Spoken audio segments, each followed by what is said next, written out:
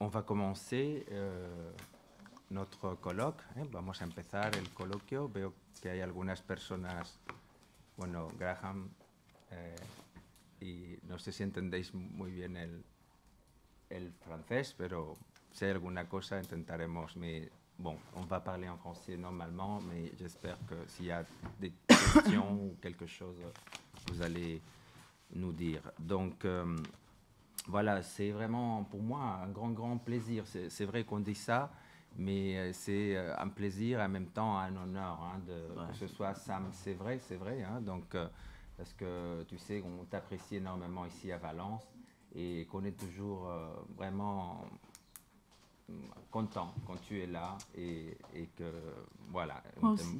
Alors, juste vous dire quelques mots, hein, mis à part cette expression de l'amitié qui nous lie d'un point de vue intellectuel aussi, évidemment amical.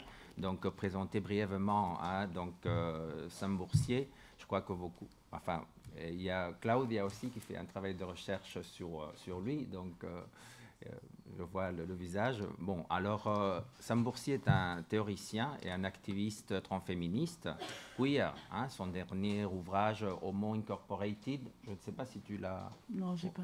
Mais vous pouvez le voir ici sur la gauche. Donc, le triangle La licorne qui pète est paru récemment, en 2017, aux éditions Cambourakis. Et aussi, vous avez la trilogie des Queer Zones, c'était 3 volumes et qui vient de paraître. Donc, c'est, comme je disais, la Bible hein, des études queer, en tout cas. Il reprend là les 3 volumes du même nom hein, qui ont été publiés entre 2000 et 2011 et qui a impulsé bien évidemment à la théorie et les politiques queer en France. Hein, donc c'est chez Amsterdam hein, que vous pouvez le trouver. Donc pour ne pas prendre, parce qu'on a ce programme aussi serré, j'ai vraiment résumé, c'est aussi Sam qui voulait que ce soit bref, mais vous allez l'écouter aujourd'hui.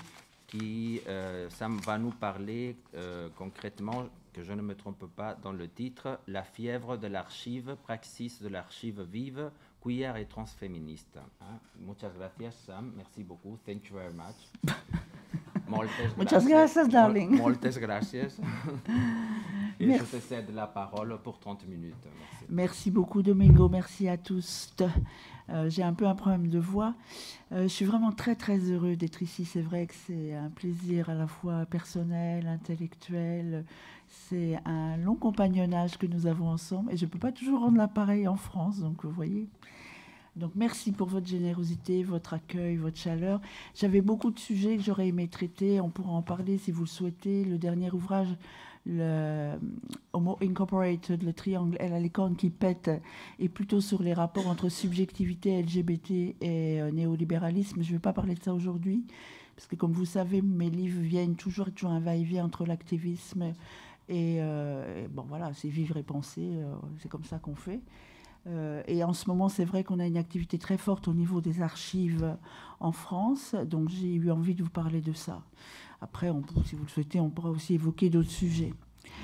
Je remercie toute l'équipe organisatrice, donc Domingo Porandes, Ahmed, Aderbach, Adela Talavera, c'est ça, je ne me trompe pas, et bien sûr Anna Moleon, que je connais aussi depuis longtemps, qui est ici. Et sans plus tarder, donc, je vais aller sur cette question de la fièvre des archives.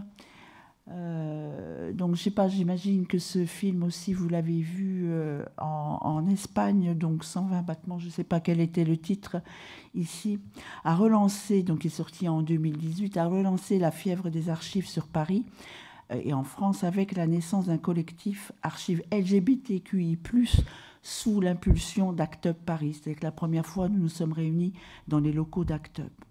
Et inévitablement est arrivée la violence archivale qui vient avec les archives. Pour décrire la mise en place du dispositif de la violence archivale, Derrida parle de l'illusion d'un commencement et de l'arrivée du commandement, d'une assignation à demeure, d'une domiciliation dans la demeure des magistrats supérieurs, les archontes, le terme grec de l'arché, donc qui commandaient, qui exerçaient le pouvoir de consignation en Grèce.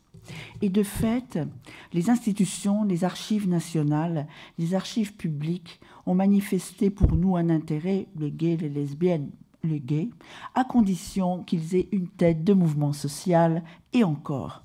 Quant à l'intérêt des politiques, la sincérité de leur investissement sur le sujet, ils voisinent avec beaucoup d'autres choses que vous connaissez bien, le pinkwashing, la gentrification, le management de la diversité, l'instrumentalisation électorale et en France, sinon ce ne serait pas la France, une volonté de contrôle universaliste des minorités sexuelles et de genre portée par la gauche, sinon ce ne serait pas drôle, le PS, etc.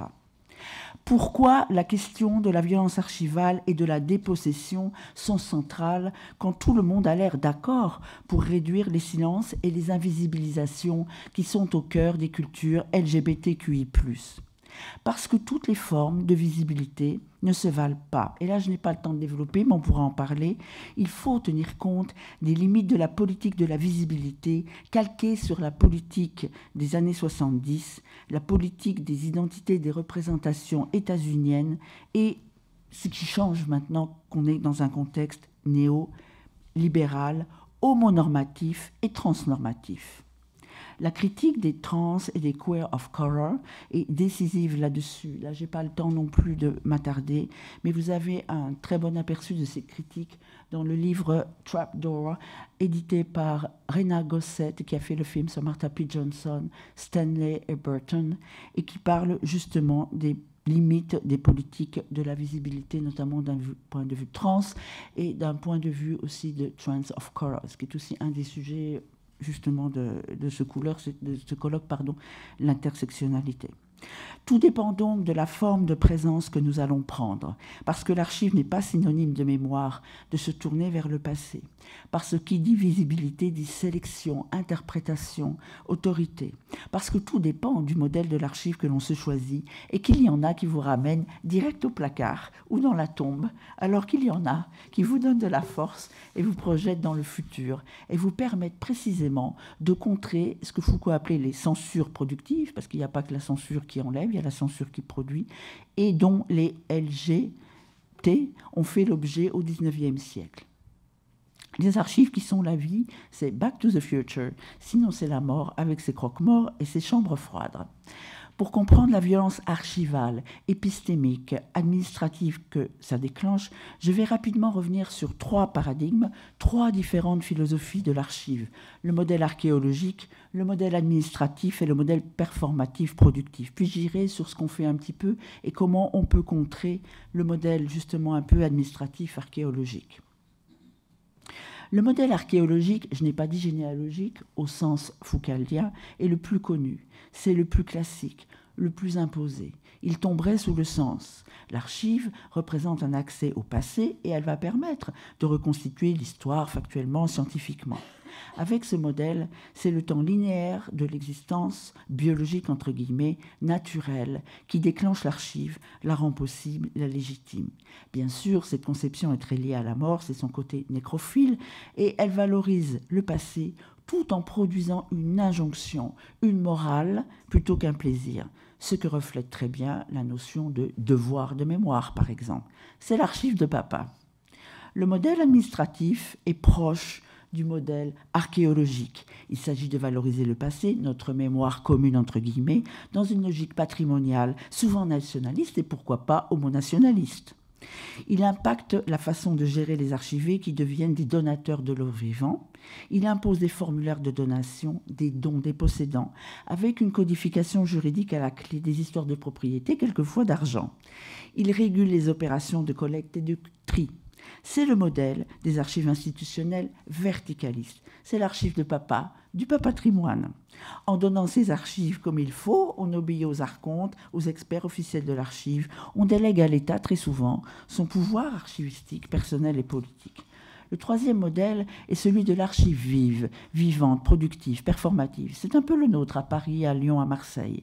Il génère une promesse archivale très différente et des archivés nettement moins passifs. Avec ce modèle, quand on parle archive, on parle futur, parce que la promesse est d'intervenir sur la découpe de l'archive, là, maintenant, en fonction de nos besoins et de notre passé.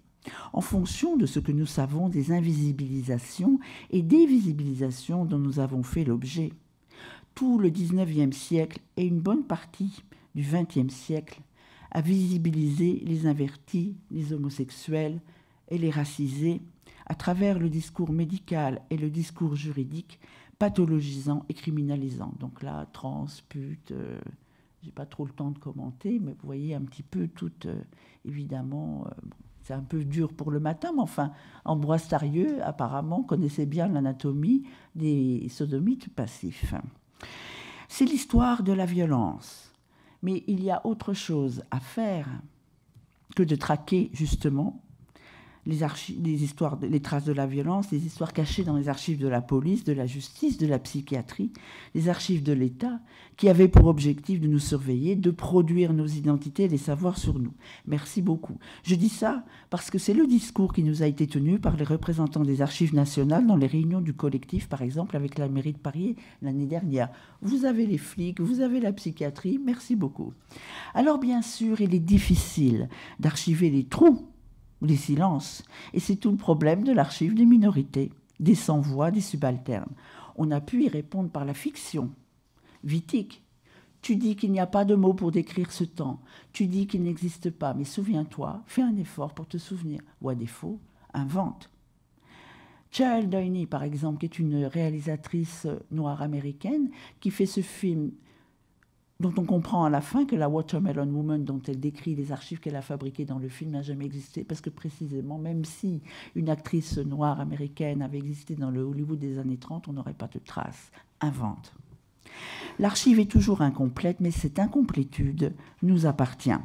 Les opérations que doit subir l'archive pour exister et qui dessinent son et notre futur sont masquées ou confisquées par les archontes, les experts attitrés de l'archive. Mais on peut se décoller des archives officielles, nobles et de leurs usages et y associer d'autres acteurs. Il faut donc se poser la question de ce qui fait archive et de qui fait l'archive.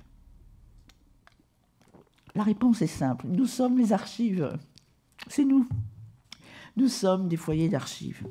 Nous sommes les sources diverses et variées des thématiques d'archives que nous souhaitons faire émerger. Nous sommes tous possiblement des archivés vivants. Et c'est de cela que l'on veut nous déposséder. Donc maintenant, dans un deuxième temps, je vais vous donner un aperçu de ce que génère l'archive vive, performative des archives vivants, de ce qu'est la praxis queer et transféministe de l'archive. Je dis praxis parce que la praxis désigne cette matière de ne pas séparer et de faire fonctionner ensemble les pratiques, les théories, les savoirs et les expériences. Et je vais le faire de manière très matérielle, pour ne pas dire matérialiste, depuis l'expérience justement que procure un an de travail avec le collectif Archives LGBTQI+, à Paris, encore une fois connecté avec Marseille, Lyon, etc., avec des mémoires minoritaires, mémoires des sexualités. C'est pas du tout un projet parisien. Pour commencer, je veux souligner le fait que nous générons des ateliers et donc une manière collective et subjective de produire du savoir et des pratiques, et des prises de conscience dignes de celles des ateliers de Raising Consciousness féministes des années 70 ou des ateliers drag king ou post-porn. L'atelier archive consiste à ouvrir des boîtes d'archives ensemble en apprenant le rudiment des classements professionnels avec des archives pro, pourquoi pas. Mettre les mains dans l'archive, les émotions que cela provoque collectivement vous éloignent assez rapidement des injonctions à donner vos archives aux gants blancs ou à les abandonner aux seuls historiens qui ont cette conception passéiste et poussiéreuse de l'archive. D'autant que nous, on n'exclut pas les objets, par exemple. Idem pour l'indexation. Nous pouvons indexer, c'est à nous de le faire, le thésaurus, le queersaurus. Si vous allez dans une bibliothèque, même nationale à Paris, des fois, vous n'avez même pas l'index féministe ou lesbienne. Il faudrait peut-être qu'on ait les bons mots-clés pour trouver les choses. Et nous archivons mieux que les archives straight, parce qu'encore une fois, nous pouvons aussi faire des ateliers où nous générons des mots-clés. Les archives, c'est aussi des corps vivants et pas simplement des autorisations de dépôt ou des conventions de don. C'est le fait de déclencher des archives écrites, mais surtout orales, visuelles, sonores, filmées, enregistrées a priori pour les mettre en circulation. Ce n'est pas simplement pour faire de l'histoire orale en complément. Et vous allez tout de suite comprendre pourquoi en voyant comment les archives acteurs, queer et transféministes portent un regard différent sur les récits et les histoires de vie, au moins de deux manières. Ils les considèrent, un, comme un dispositif, les histoires de vie, et deux, comme une performance. Ils font se rencontrer politique du savoir, du témoignage et de la performance. Leur politique de l'entretien, par exemple, est différente. L'archive orale n'a pas forcément à alimenter l'histoire orale. Vous savez, l'archive orale, c'est quand on fait des collectes d'entretiens oraux. Mais il faut bien se souvenir qu'un entretien est aussi un dispositif de savoir-pouvoir, un dispositif de production de vérité et de valeur. Ça pose donc plus largement le problème de la production de la vérité historique à partir des archives par les historiens et les sociologues, de la proximité de l'entretien avec un dispositif d'aveu, voire de confession. La question aussi des affects mobilisés, confiance, méfiance, la question des opérations de la discursivité scientifique, légitime, reconnue, questionnée, recoupée, interrogée, analysée, la question de l'autorité herméneutique, le pouvoir de l'interprétation, est-ce qu'il faut doubler le récit aveu par le déchiffrement de ce qui est dit? Celui qui recueille est quand même le maître in fine de la vérité. Là, je parle de la vision un petit peu classique, et souvent d'ailleurs il disparaît une fois le recueil de données fait. Les sociologues qui vont interviewer les gens, mais après c'est des ghosts, ce sont des fantômes. Concernant la question de la valeur et de la valorisation, il y a au moins deux niveaux. Il y a la valeur que génère l'entretien et pour qui, à qui profite l'entretien. Quand on voit les dispositifs d'enquête positiviste, scientifiques et individualisants, le crédit ou la plus-value sont pour le chercheur qui signe un article ou un livre, par exemple, pas pour les interviewer. Il y a aussi la question de la valorisation au sens archivistique, c'est-à-dire la mise en valeur des archives. La question étant comment les archives ressortent-elles des institutions ou des espaces de stockage, sachant que la remise en circulation est bien souvent réservée aux chercheurs. Tout cela renvoie à une analyse plus large, que je n'aurai pas le temps de faire aujourd'hui, de la chaîne de production de l'archive et de la division du travail afférente. Traditionnellement, le couple interviewé et interviewant est très inégalitaire, voire genré. Le chercheur considère l'interview comme son terrain, une métaphore militaire, j'en ai parlé, lui qui a la conquête de la vérité historique. Dans l'archive orale, l'archive vivante, c'est l'interviewé qui contrôle. On ne décorporalise pas, on ne textualise pas. On va prendre en compte la nature corporelle, communicationnelle et performative du récit, de l'histoire. On ne dépossède pas l'interviewé du pouvoir de l'archive, de son histoire, de son auto-narration. On prend le pouls de l'archive. On ne bride pas le pouvoir de l'archive côté archivé-archivant. Le but de l'archive orale comme empowerment, empuissancement, c'est de recueillir les voix de l'histoire, c'est de ne pas perdre la voix, le grain du récit, c'est résister à la décorporalisation de l'archive et du terrain. La voix, le corps de l'histoire disparaissent des transcriptions des experts de l'archive en général, et notamment des historiens nécrophiles qui traitent des archives des morts. Les récits, les histoires de vie deviennent un moment communicationnel, culturel, politique qui va bien au-delà de l'interview et de l'entretien, loin, très loin de la forme de l'enquête qui a par ailleurs tant marqué notre histoire de la violence et de l'invisibilité. Je n'y reviens pas. Tout cela donc pour contrer les phénomènes de dépossession et de violence archivale que j'évoquais pour commencer. En s'éloignant donc de la chaîne archivale, d'ailleurs très bien nommée la chaîne archivale, pour plutôt la mettre en boucle et la transformer en circuit culturel. J'en viens maintenant au rôle que peut jouer la performance là-dedans, et je finirai là-dessus. La performance que vous connaissez tous et toutes comme forme archiviste, et aussi la performance qui alimente une conception performative de l'archive vive, autorise d'autres formes de représence et de recirculation. Là, je n'ai pas le temps de revenir sur la différence qu'on peut faire entre représentation, régime de la représentation classique, représence et recirculation, mais on pourra en parler aussi. La vision traditionnelle de l'archive, on l'a vu, génère des possessions, verticalité, devoir, pas plaisir, pas empowerment. Par exemple, on va voir les vieux ou les anciens et on leur dit « vous êtes précieux » tout d'un coup. On leur demande de transmettre aux jeunes, on les met au travail de pédagogie et de devoir de mémoire. Et au passage, on leur choisit une subjectivité. Parce que ce n'est pas la même chose que d'être codé comme un transmetteur, que comme un archive vivant qui peut déployer ses propres archives-actions, ses propres foyers et fonds d'archives ou co-construire l'archive. Je dis ça parce qu'en France, on les a vraiment pris pour des donateurs au bord de la mort. Puis il y avait toute cette thématique de l'urgence avec le sida, le film Act Up, etc. Mais même les projets d'histoire orale de la Shoah ont proposé un enrichissement, un empowerment des interviewés et non pas la seule règle du devoir de mémoire.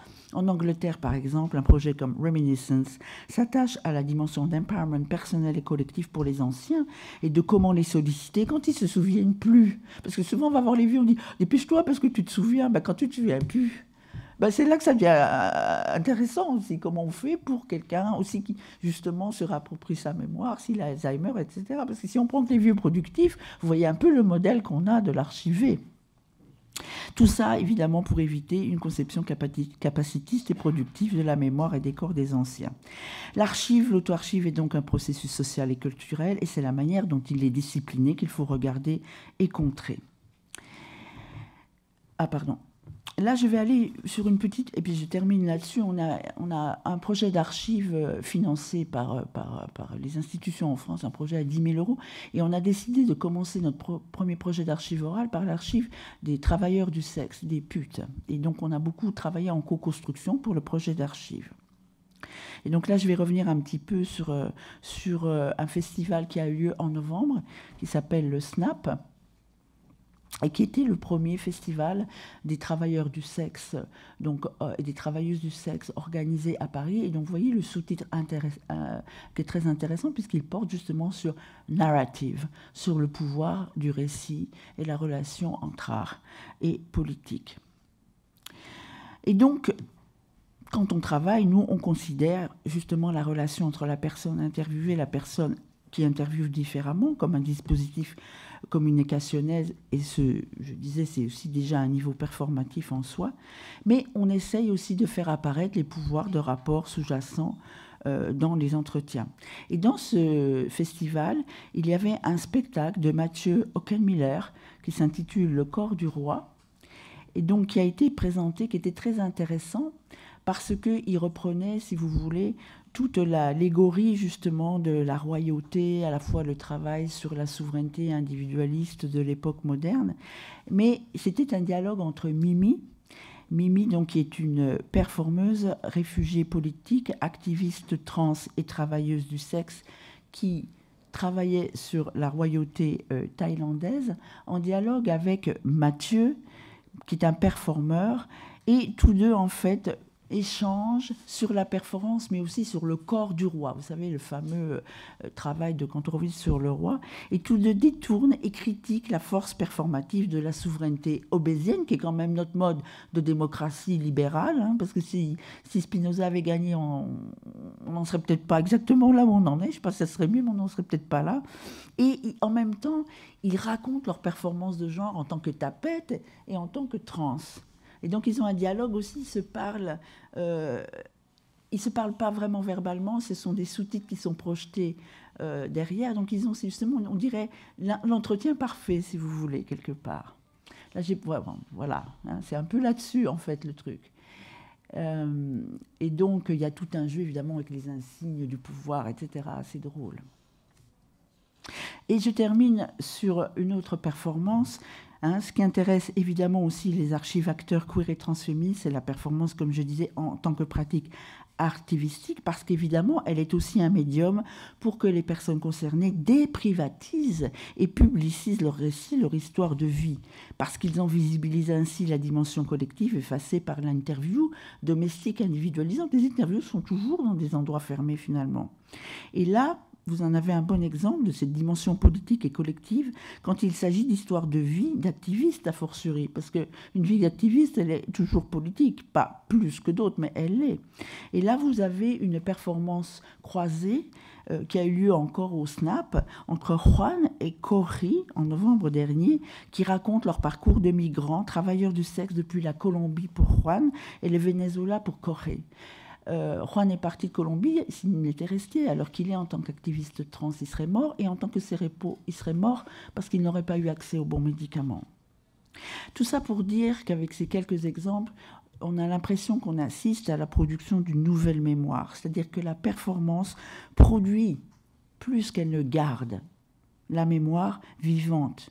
Elle est une archive vivante qui propose une forme de remembering, de le fait de se souvenir, actif, engagé et engageant. Certains dispositifs de perche de spectacle permettent donc une réitération, une remise en circulation des histoires, des récits.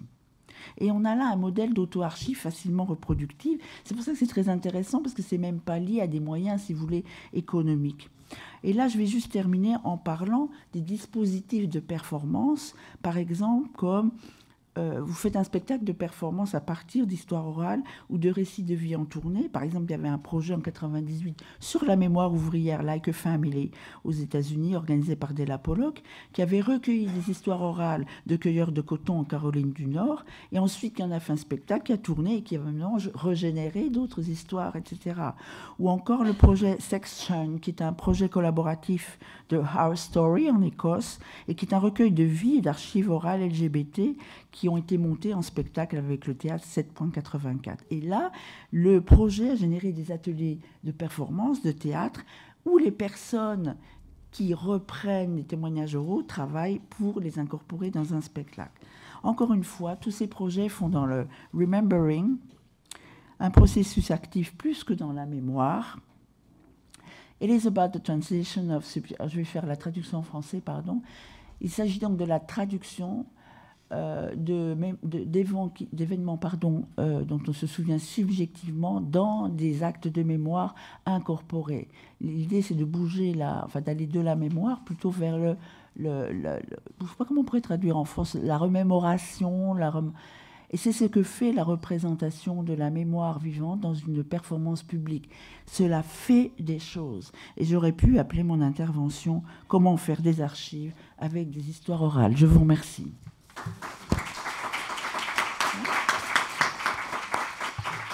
Merci beaucoup, Sam. Merci. Ça va, Gaëtan ? Oui, tout à fait. Même trop court ? Pas trop court. C'est parfait pour pouvoir engager donc un débat autour des archives, de cette nouvelle manière de concevoir les archives où le performatif ou la performance donnerait un nouveau sens à cette nouvelle mémoire et la puissance du récit à travers la représentation. J'aimerais, l'intéressant d'un colloque, c'est de discuter sur les sujets. Donc c'est pour ça qu'on n'a pas mis congrès, mais colloque. Et je sais que la salle, je crois toujours quand on fait cours que c'est imposant, mais j'aimerais bien qu'il y ait quand même à chaque fois une petite réflexion, des commentaires sur ce qu'on a entendu. Donc c'est le seul moment donc de poser quelques questions, ou des critiques ou des opinions, des méchancetés. Et j'espère qu'on va se sentir à l'aise petit à petit qu'on va vaincre cette timidité qu'on a parfois de l'autre côté. Allons-y. Donc est-ce qu'il y a des questions, ou des observations, ou des curiosités tout simplement sur sur ce type d'archives, ce travail? Allez. J'en ai eu une curiosité, c'était très passionnant. Et c'était une allusion rapide aux objets. Oui, pardon. Et comme il s'agissait de centrer le texte et d'archives qui valorisent plutôt d'autres manières vivantes d'exercer la mémoire et d'en produire, qu'est-ce que vous en faites? Peut-être des exemples? Oui, bien sûr. Après, je parle un peu de l'expérience française. Vous savez, la France, c'est quand même un pays très, je ne sais pas comment on qualifier, très ringard, très vertical, très violent. Je pense que ce qui est intéressant, par exemple, vous voyez les archives d'Act Up. À un moment donné, vous savez, il y a toujours un usage militant de l'archive, ça, j'en ai pas parlé. Act Up garde ses archives, ou les associations gardent leurs archives pour travailler, puisque ça génère de l'expertise, évidemment, Mais à un moment donné, Act Up a dû déménager, il n'y avait plus d'argent, et donc s'est posé la question des archives. Donc ils ont décidé de donner aux archives nationales. Alors les archives nationales en France, c'est tout ce que j'ai décrit, là, l'archive de papa du patrimoine et tout. Et là ils ont dit, nous on prend ça. Act Up, Alsace, on prend pas. Les objets, on prend pas, parce que les objets, c'est vulgaire. Parce qu'évidemment, dans l'archive, vous avez une tradition du document, élitiste, de l'écriture, de tout ça, de l'écriture du texte. Alors, par exemple, les cornes de brume ou les banderoles, ou quelque chose de très intéressant, parce que ça, c'est codifié comme ça en France. Les archives de la comptabilité, vous les gardez 10 ans, même pas. C'est une des premières choses qui part. Parce que dans les archives, c'est jeter des choses. Mais c'est Michael Zenouda, qui était le président d'Act Up à l'époque et qui s'est occupé un petit peu de tout ça. Il me dit, on avait des talons de chéquier où c'était marqué « acheter du sang, du faux sang pour les actions » qu'on voit dans le film et tout le monde dit « ah !» Ben oui, ben, il y avait un... Et ben ça partait à la poubelle. Fort heureusement, il y avait un musée des arts populaires qui avait récupéré les objets, donc les banderoles, etc. Puis des fois, ils se disent aux archivistes, oh, une banderole, il y a quand même quelque chose d'écrit, c'est pas tout à fait un objet, mais ils ne les gardent pas. Du coup, on a tous les objets d'Act Up France qui sont au musée du Mucem à Marseille. Alors moi, je n'ai pas de philosophie sur le fait que les choses doivent être unifiées, la séparation des fonds, etc. Mais enfin, on voit très bien, vous voyez les coupures qui se font entre ce qui est un objet, etc. Nous, le travail qu'on fait, on part sur... par exemple, on fait des ateliers. On travaille sur un atelier, mais un atelier, tout le monde peut en générer, hein, qui s'appelle Mnémosex. Et on demande aux gens d'arriver avec un objet sexuel, mais au sens très très large, parce que dans les cultures LGBTQI, un objet sexuel, ça peut être, je ne sais pas, la clé que vous utilisez pour votre tube de testostérone que vous avez gardé, ou etc. Et les gens viennent dans l'atelier et commencent à raconter leur histoire à partir d'un objet dit sexuel.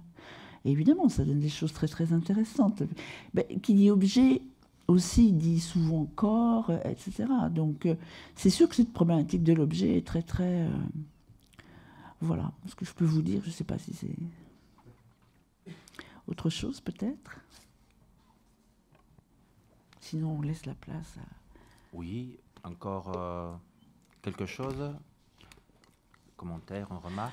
Ce que j'ai dit n'est pas très original. Hein. Moi, je suis un nouveau venu à la question de l'archive orale. Quand je dis nous, ce qu'on fait, les archives acteurs, queer et transhumanistes, on développe un vocabulaire, mais les archives orales, d'un point de vue féministe, d'un point de vue décolonial, d'un point de vue même de la pédagogie de l'opprimé, etc., les gens ont déjà beaucoup réfléchi là-dessus. Et on observe qu'épistémologiquement, en termes de politique du savoir, dès que vous commencez à vouloir faire l'histoire verticale ou que vous faites l'histoire orale, les historiens perdent les pédales, à fortiori en France. Mais nous, voilà comment on aborde la question. Donc j'ai bien conscience de... Là, voilà, c'est pas non plus... Par contre, la question de l'appropriation de Derrida, c'est un peu pénible toujours ce rôle central de Derrida dans la théorie queer. Ça commence à bien faire. Mais bon, on fait des choses intéressantes avec son bouquin sur l'archive. Sauf que lui, il dit toujours que rien n'est possible et que nous, on n'a pas envie de ça. Donc je pense que... J'insiste là-dessus parce que c'est toujours excitant de vivre des choses... à la fois politique, personnelle, au niveau des savoirs. Pendant un an, vraiment, la mairie de Paris nous a refusé le local. On a claqué la porte la semaine dernière. Et on a travaillé, on a 20 personnes qui travaillent vraiment beaucoup, beaucoup. Il y a un désir d'archives très, très grand. C'est toujours intéressant de voir comment il y a quelque chose qui se passe comme ça, que plein de gens qui veulent faire des choses ensemble. Ce qu'on a réussi, je pense, et on ne savait pas qu'on allait faire comme ça, c'est complètement changer la vision d'archives. Pas pour se faire plaisir, mais vraiment se défaire de cette conception nécrologique violente, dépossédante de l'archive. Et ça, vraiment, je le conseille à tout le monde. C'est très important politiquement. C'est important, évidemment, en force invisibiliser, minoriser. Les féministes, les femmes aussi ont encore ces problématiques. Donc là, je pense que vraiment, c'est quelque chose, des fois, on a le frisson quand on le fait. Donc je vous le recommande. Merci beaucoup, Sam, de cette implication et de cette communication.